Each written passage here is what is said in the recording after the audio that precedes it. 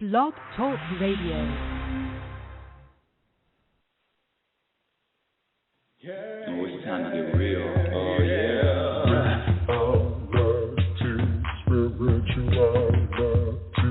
It's a new experience.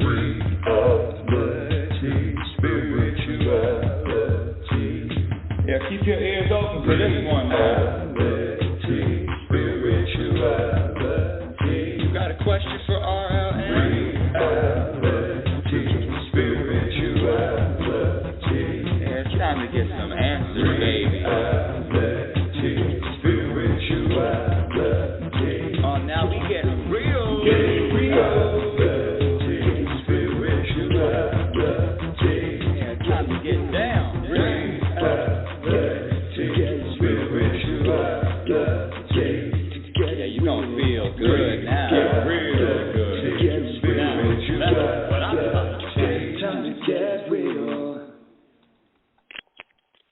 Welcome, everyone. Welcome to Reality Spirituality. I'm your happiness specialist, global happiness specialist, Rebecca L. Norrington. Thank you for listening. Thank you for sharing the show.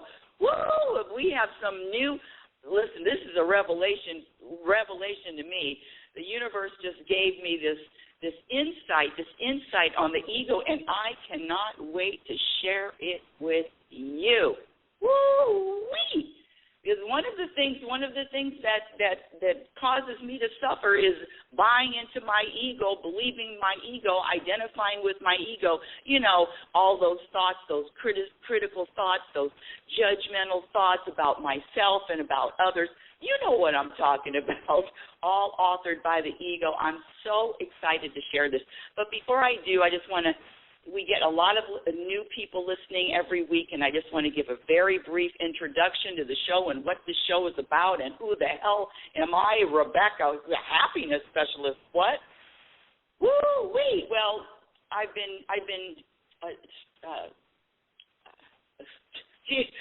well, it would help if I could speak. I've been sharing this show for over 10 years now, and with the show has grown, I've grown, and so when I say reality spirituality, it is all about real life issues, real life challenges, and what do we do and what do we choose, and in the moments when we are met with life's ups and downs, life's roller coasters, you know what I'm talking about, when life hits. And I'm not saying all the things that, we love, thank you, universe, thank you, being grateful for that. I'm talking about when we're challenged. You know who you are when you're challenged. And when I say happiness specialist, what I mean is, when I say that, what I study and what I research is how to experience more happiness along the journey. That's it. How to experience more happiness along this journey that we call life. And with that, there is my definition of happiness, which is the ability to be at peace regardless of what happens to you and regardless of what doesn't happen. Happiness is the ability to be at peace regardless of what happens and what doesn't happen. And when I say, and that's my definition, and when I say at peace, it's interchangeable with those words, feeling content, that vibration of satisfaction, that vibration of ease, that vibration of flow, you know, that chill vibration where I got this, universe, you and me, we got this. That vibration of knowing and trusting that whatever I'm experiencing, whatever you're experiencing is there to serve us, regardless of how it feels, regardless of how it looks, regardless of the programming that we've all received to make a judgment. Oh, this is not good. This isn't good. Something's wrong. I'm here to tell you that's one of the secrets I discovered this week. I cannot wait. So the definition of happiness, my definition of happiness is to be able to be at peace, the ability to be at peace regardless of what happens. And then with that, I also want to say that happiness, like any other skill, is practice. It is a practiced skill. And then, what do you practice? Well, one of the things is recognizing all the programming, because our programming is one of the biggest reasons why we're running around here unhappy. The programming of having expectations, the programming of blaming something else outside of self for how I'm feeling, the programming of comparing, the programming of worrying. You know, you didn't pop out of here worrying, but you were taught to worry. So with that worrying, guess what? The only reason why you worry is lack of trust. I know I've said it a million times, but it's such an important concept, because when I ask people if they worry, everybody raises their hand. Yeah, I worry. Well, just practice trusting more. And this show, Reality Spirituality, is all about what happens in real life. So let me ask you, my dear audience, on a scale from 1 to 10, how important is happiness in your life? What is it even a priority for you? And then what is your definition? You've heard my definition of happiness. What is your definition of happiness? My other definition is just to be able to be on my deathbed with a smile, just to be able to smile while I'm breathing my last breath. That is another one of my definitions of happiness. And then my question to you is, what's subtracting from your happiness today? What or who is subtracting from your happiness today? And are you as happy when you're faced with life's inevitable challenges? Or does the challenge, or does what happens to you affect how you feel? What happens to you affects your vibration. And only you can answer those questions. And I have 5 questions that are yes and no. This is for you and you only. You know who you are. Can other people hurt your feelings? Yes or no? Can other people offend you? Yes or no? Can other people disappoint you? Do you blame other people for how you're feeling? Do you blame your circumstances for how you're feeling? You know, if you answered yes to any of those questions, guess what? We have things to practice. Let's practice together. When I say happiness is a practice skill, the more you commit to the practice, and it is daily, it's daily, it's moment by moment, there's never any end, there's never a rest, there's never a vacation, there's never a day off. And what I'm talking about is living consciously and being aware of what you are saying, why you're saying it, and if there's an agenda behind it. Because when you start practicing the self-awareness in every single moment, you're able to make different choices. Because in every moment we're choosing either peace or we're choosing drama. And I don't know about you, but there's not a lot of happiness found in the middle of the drama. And you know what I'm talking about when I say drama. I'm not talking about being on stage on Broadway. I'm talking about personal drama, drama with people, drama with the world, drama with your neighbors, drama with your coworkers, drama with your family. All of that drama. Guess who has the power? Guess who has the power to either have peace or drama in any relationship that you're encountering? Woo! So how important is happiness to you? When I said making a commitment, it is my number one commitment over anything else.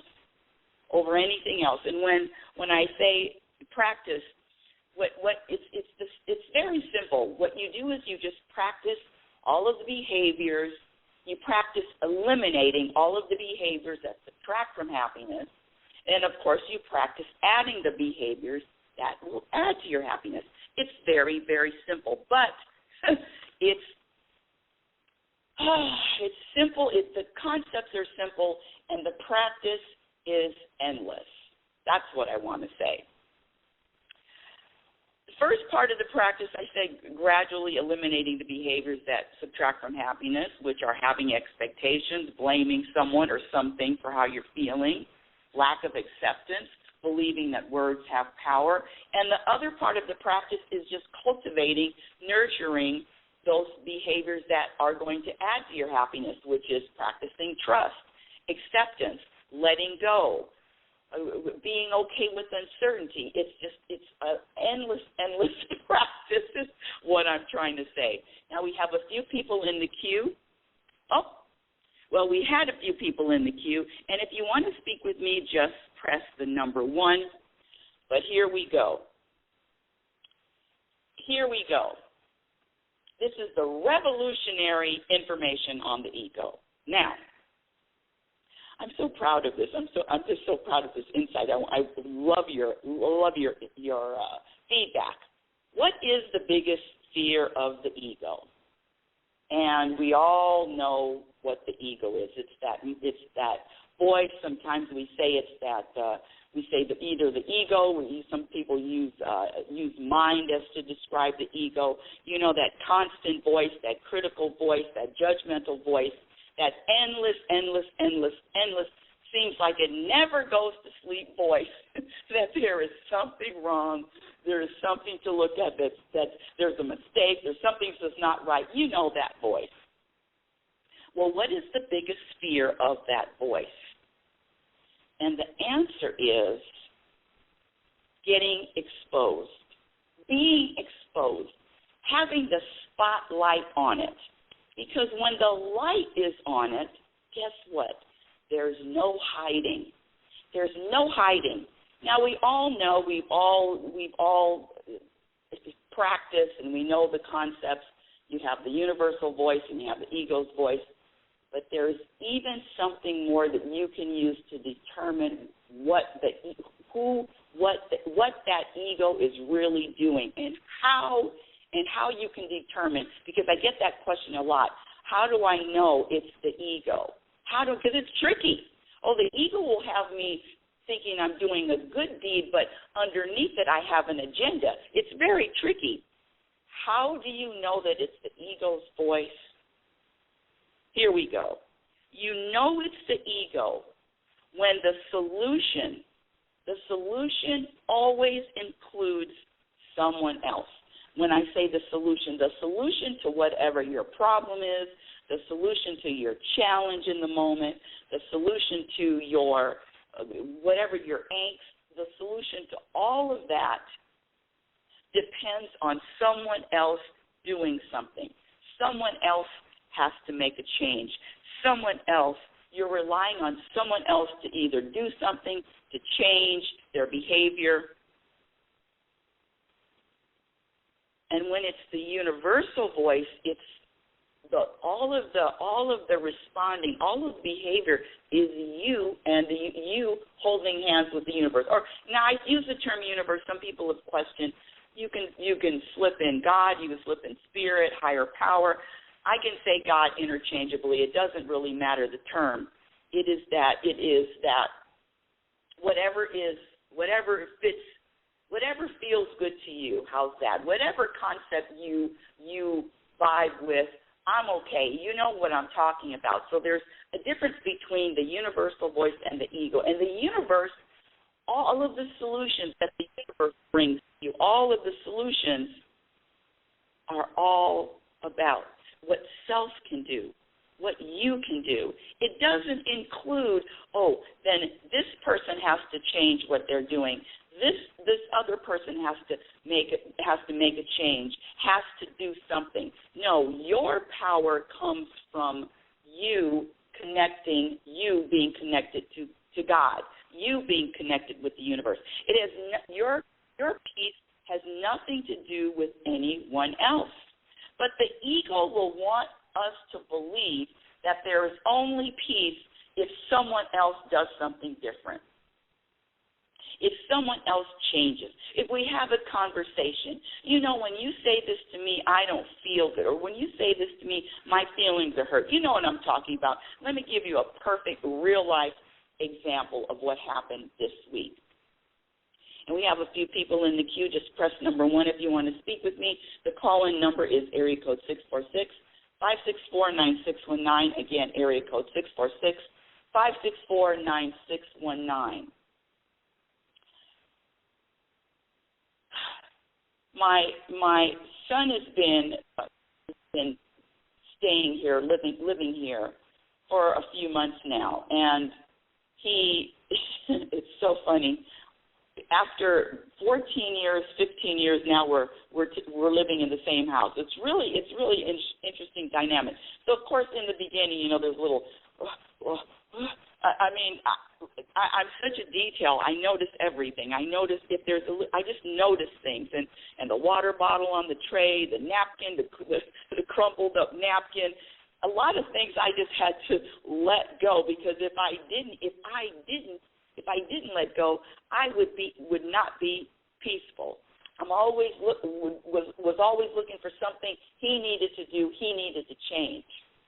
And the last example of that was last week when you buy a case of water, one of those cases of water. I think there's 24 water bottles in them. They're from Costco. And when I buy a case of water, here we go, audience, don't laugh. But there's a right way. There's a right way to open a case of water, and there is a wrong way to open a case of water. At least so my ego says. At least so my ego tells me. And I'm saying this tongue-in-cheek. So the right way to open water is when you have a big case of water, you take a knife, and you just make slits through the plastic, so it's easy for someone to pick up a water bottle and keep it moving, as opposed to the other way of poking a hole in the plastic, and now you got to poke and dig every time you got to go for water. Every time you have to get a water bottle, now you got to poke a hole in the plastic, as opposed to just opening it all in the beginning. If you follow me. Ooh, I know, my eyes are rolling too. Sometimes I roll my eyes at myself. Don't worry about it. So here we go. Now, you know that my son knows about me and about the water. That's the way that I open the water bottle. Now, I am a lot more evolved than I was years ago, decades ago, where this is the right way and there's a wrong way. No, it's not right or wrong. It's just, this is my way, and then there's someone else's way.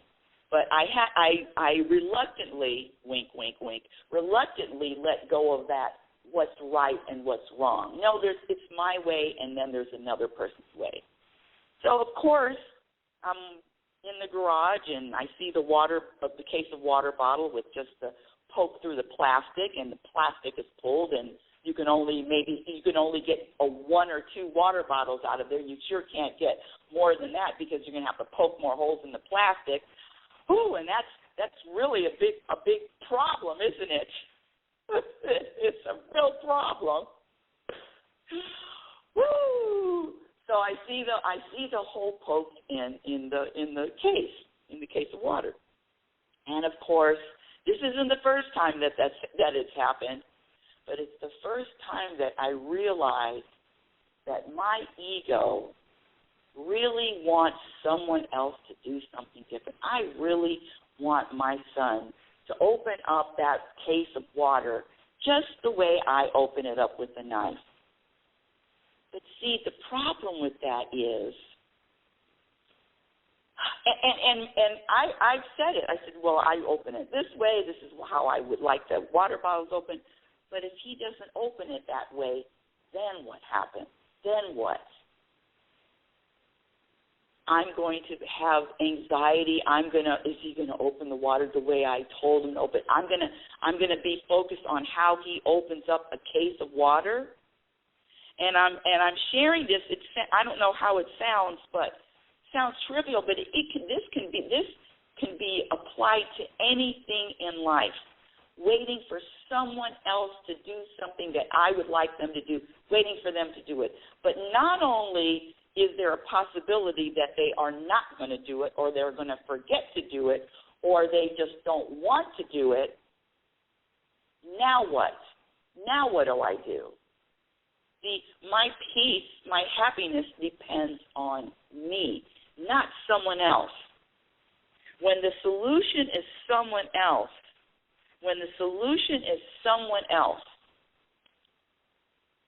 then I know that that's going to be a problem for my peace. The solution can never be, this is my insight.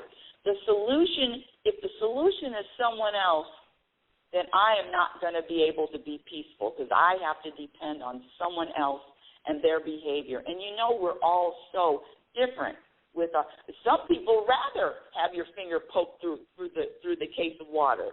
I mean, I don't get it, but so it's the acceptance of others and their differences, and even more importantly, knowing that the ego is trying to, what is the job of the ego? It sure isn't to bring me peace. It sure isn't to bring me this peaceful vibration that I can carry with me the rest of the day. It's not that. The ego is here to point out things that are wrong in the world, with other people. I don't care who it is, people you know and people you don't know. The ego is here to judge. The ego is here to be non-accepting. The ego is here to find fault. The ego is here for endless unrest.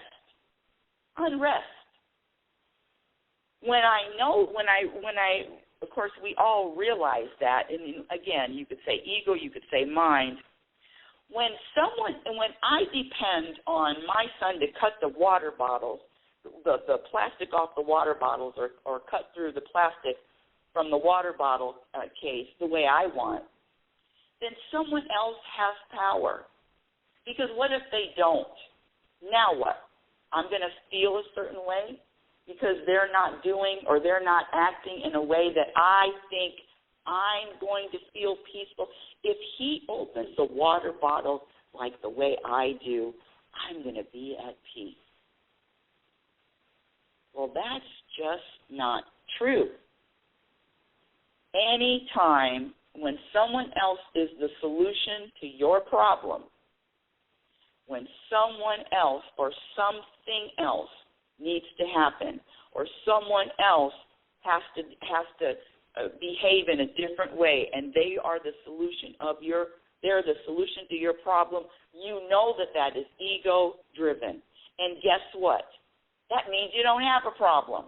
If someone else has to change, or if someone else is going to, in other words, if you see someone else as the solution, that someone else has to do something, and that's going to be the solution to your problem, guess what? You don't have the problem. You don't. Because the ego throws out things and makes it look like it's a big deal, makes it look like it's drama, makes it look like a problem. But I'm here to tell you, if it's authored by the ego, there is no problem. There is no challenge. When the ego is exposed, when the ego has the spotlight on it, the spotlight drains the ego of its power. When you recognize, oh, that's my ego. My ego wants Mr. Man to behave in this way. Oh, my ego wants Miss Goldilocks to behave in this way. I don't even know why I pull that out. Goldilocks has nothing to do with the show. Who knows? Woo! Wee! The ego is so interesting because now, and let me tell you another really quick one. I had a little business thing I'm trying to get done, and it's been a week, 2 weeks, and of course it hasn't been done, and it's because it was one of my relatives, and it's because they're not calling, or they're not taking care of business in a timely fashion, or they're waiting too long, or it's always about someone else and their behavior. See, when I'm thinking about someone else and it's their behavior and what they did and what they didn't do, then I'm already stuck in it. I'm already trapped in it. I don't have a problem. Everything is unfolding in the way that it was planned to unfold. In other words, it's nothing about something that I have to do or don't do. It's just being patient with the unfolding of life. This life is a moment-by-moment unfolding. It's an experience without judgment. It's not the programming. It's not what we were taught. It's not. because I'll tell you why it's not. Find one person that has a vibration balanced or satisfied with achieving, with getting, with goals. And you know what I'm talking about. Well, listen, from the top of the top, Steve Jobs. The guy changed the world with the communication, with the iPhone, with the Apple. He changed the world. But we've all read, we all know what type of temperament that man had until the end of his life. I don't know if you've done in your reading, but it's really interesting. Toward the end of his life, he started realizing what was really important. What was really important at the end of his life. He started when he was dying. You can do the research when he was dying, or look it up online. You can find the stories when he was dying. He would take walks to the park and be in wonder about, wow, this is what life really is about. Finding that peace, nurturing that peace, keeping that peace with you regardless of what happens, regardless of what life throws at you. I was looking. I don't even remember who it was that was being interviewed, and they were talking about, it was a very famous person who they were talking about everybody in the world knows my name, but they don't know that I'm unhappy. This happiness is a thing. It's if you can have everything in the world, from material things to friendships. Everyone knows who you are. But if there's no peace in the soul, then what do you have? Peace. I've talked about this a lot. All of the examples, from Michael Jackson to the Princes to the Anthony Bourdain to the Kate Spade, you name it. The search for peace, the search for happiness is a real thing. And there's a formula for it. And there is a practice. And that is one of the biggest practices, recognizing the ego and recognizing what its job is. To keep me thinking that there's something wrong with what's going on. And there's never anything wrong. I know. I get a lot of pushback on that. I know. I'm talking universally. It doesn't feel like it. It may not look like it. But there is a divine order to all of this. All of this is happening. All of it. Now, I get this question a lot. Well, Rebecca, so what do you do? Just stick your head in the sand and you don't do anything and you just believe that everything's okay and kumbaya. I hear that all the time. And the answer is, you want to change the world, then change your vibration. You change your vibration, meaning your vibration is what you are contributing to this planet. And when I say do anything, don't do anything, when I act, I do act. I do things when I'm inspired. And what's funny is I used to do this whole ego thing with how many people can I touch? How many people can I share the information? How many? And there was a big thing about numbers. There was a big how many numbers, how many people are listening? How many people are tuning in? And I would really focus on numbers until the universe had a conversation with me, and it was very life-changing. I said, there's only a few people listening, universe. There are only a few people listening. And you've heard me say this before on the show if you've been a long-time listener. The universe says, we're listening. Isn't that enough? The programming to look at numbers, the programming to look at to look at a number for me to feel a sense of satisfaction or a sense of peace, it's not going to come from a number. It's not going to come from a number of either 1 or 5 million. My peace doesn't come from a number.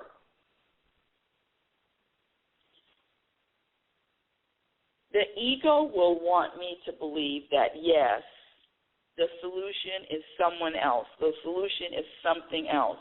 When I hit 5 million views, when I hit 5 billion, when I hit 5 million views, I'm going to be fine. But you know yourself from just having goals, achieving goals, and feeling, wow, is there something more? Is there something more? Isn't there? This is it? That something more is what this show is about. The something more is how to be rooted in, how to be rooted in peace, how to be foundationally rooted in peace. How? When the solution comes, when the solution has to involve someone else, you know that is authored by the ego, and you know then that you don't have a problem. If it's someone else that you're focusing on, you don't have a problem. Focus on self. Focus on that face in the mirror. Focus on that. Have a communication. Have a conversation with the universe. Say, universe, how can I experience more peace along this journey? How? And when you ask how, you always get an answer.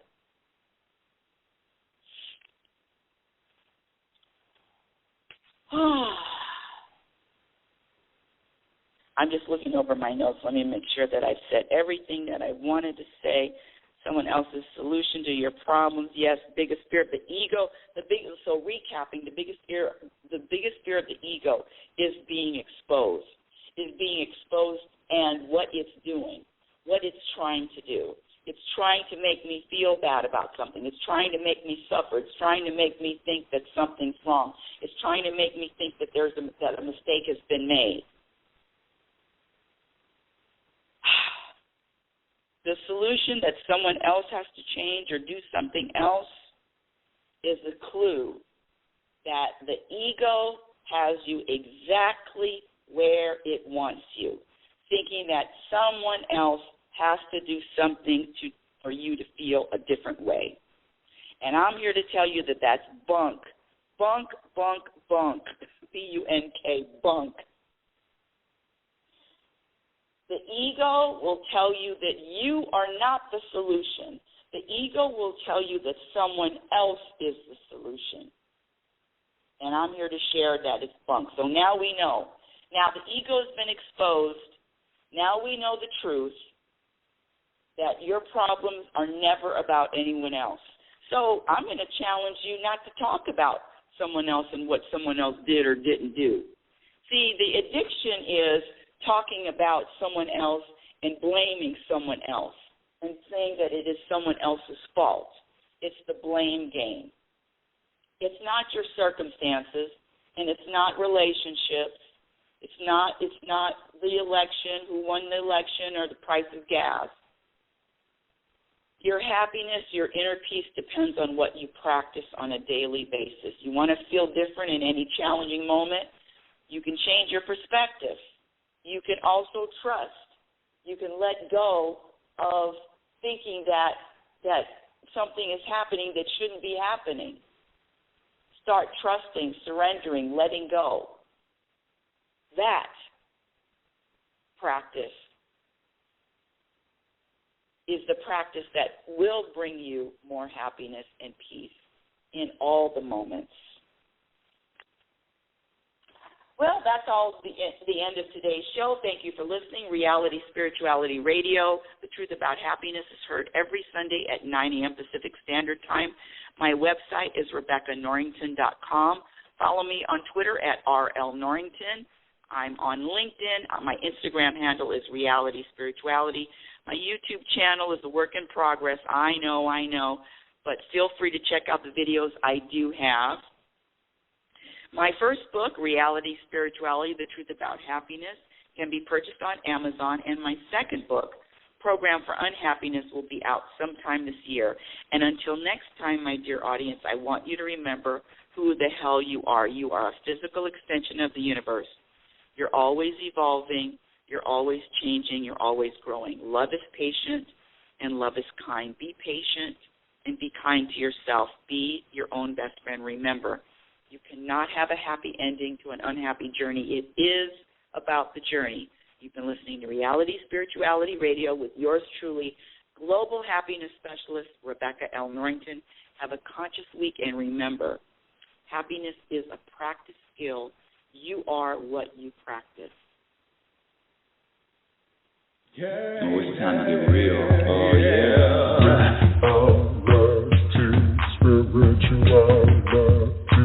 It's a new experience.